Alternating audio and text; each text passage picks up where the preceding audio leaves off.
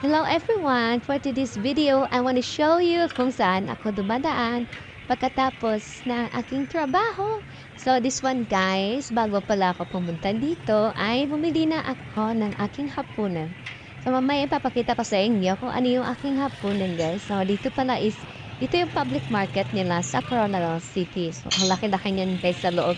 Hindi pa ako nakapasok niyan. But maybe and the other day, papasok tayo dyan at itutur ko sa inyo kung kung gaano kaganda itong public market nila. So, ang linis-linis niyan dyan, guys.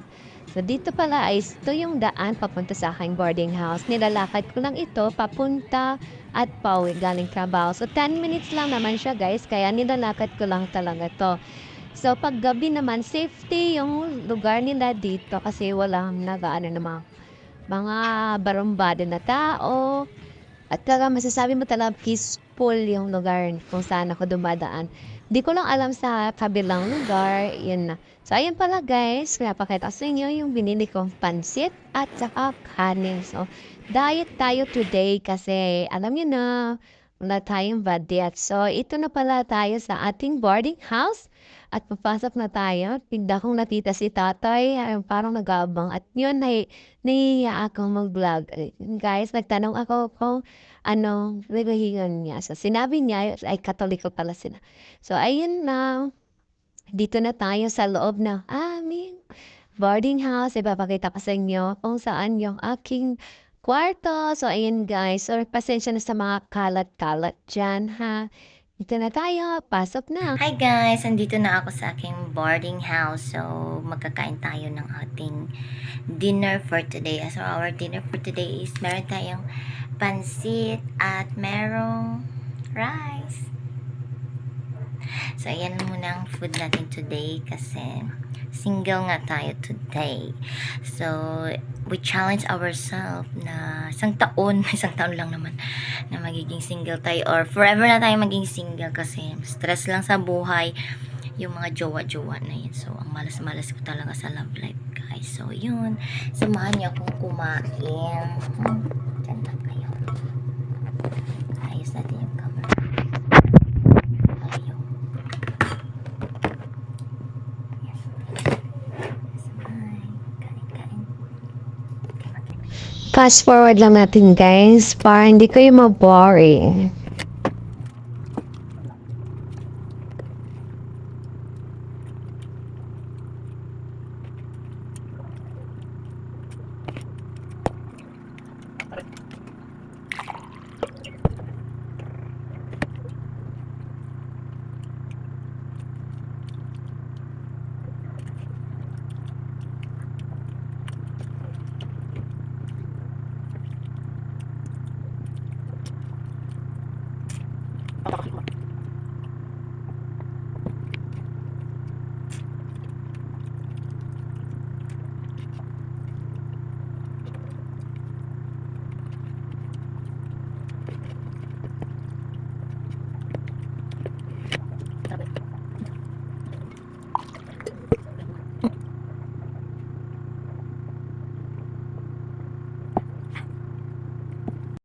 So, yun. Tapos tayo kumain. Tapos, rest muna tayo ng alang minuto para matunaw yung dam natin.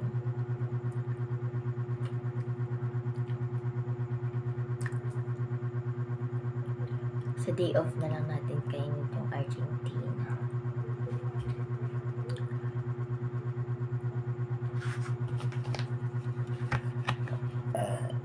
Thank you.